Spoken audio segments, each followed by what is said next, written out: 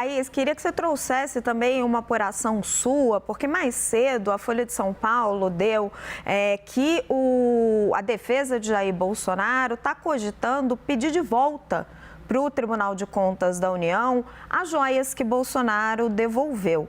A defesa estaria com essa estratégia, dizendo, olha, as joias eram dele, a gente se antecipou porque havia uma dúvida, nós até contamos isso, né?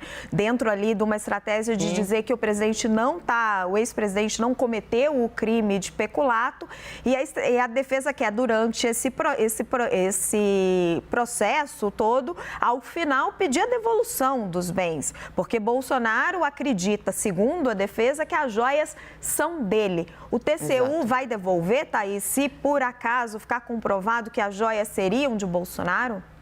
Raquel, o que eu consegui apurar? Eu consegui apurar que as chances de o plenário do Tribunal de Contas da União acatar esse pedido, ou seja, devolver essas joias, a chance hoje é zero, ou seja, nenhuma. Qual que é a avaliação que tem sido feita por integrantes dos tribunais superiores aqui em Brasília? Vou até pegar meu celular para eu não cometer nenhum erro e trazer a apuração certinha aqui. Eles entendem, Raquel, que esse movimento hoje, trazido pela colunista Mônica Bergamo na Folha de São Paulo, como você citou, dos advogados do ex-presidente Jair Bolsonaro, seria uma manobra jurídica para que eles consigam fomentar a dúvida em relação a esse caso das joias. O que eles querem, no fim das contas, dizem essas autoridades que estão acompanhando de perto essas investigações, Raquel? Dizem que os advogados vão tentar o caminho da judicialização.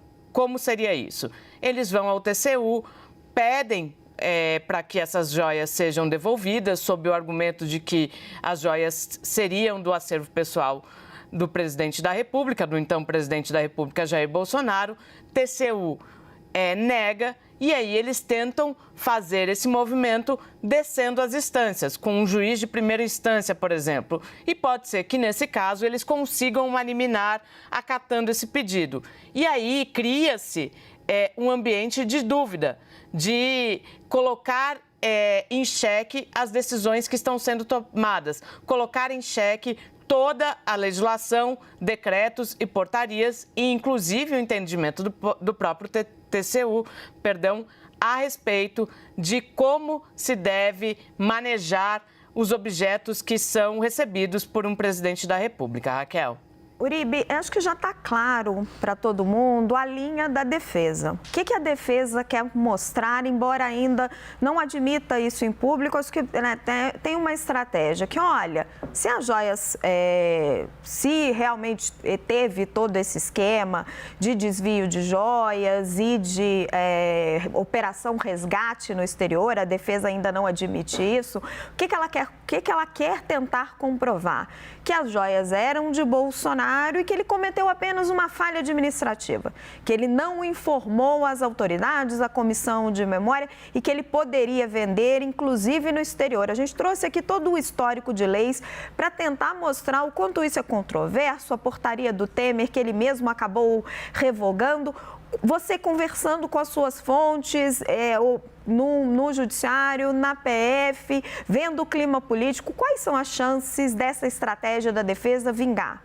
Quase nulas. Quase nulas por dois aspectos centrais. O primeiro deles, o TCU já tinha o seu acórdão que apontava claramente que aqueles presentes, principalmente as joias e de alto valor, eram do patrimônio da presidência da República. E o decreto de Michel Temer posterior não anulava a decisão do TCU. E vão além. Jair Bolsonaro sustou esse decreto em 2021. Então não haveria como ter dúvidas em relação a isso. Segundo ponto, Thais Arbex trouxe esse ponto ontem.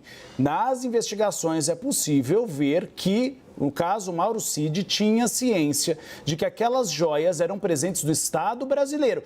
E uma coisa que é protocolar, Raquel, você recebe um presente de um chefe de Estado internacional. Diplomaticamente, você não vai passar adiante esse presente. Protocolarmente, ou seja, falando de diplomacia, de uma relação diplomática, é extremamente descortês. Não é presente que você recebe repetido em festa de aniversário e aí você repassa no próximo aniversário. É presente como chefe de Estado. É completamente diferente. Terceiro ponto que é importante que me apontaram. Durante a investigação, você tem uma tentativa de venda de um coqueiro e de um camelo, que foram recebidos de autoridades internacionais. E a conversa, se não fosse trágica, ela beira o cômico. Do Bahrein, lembra, Uribe? Do Bahrein. Eles chegam a dizer, a gente achou que era de ouro, mas é de latão, então o preço não é tão alto.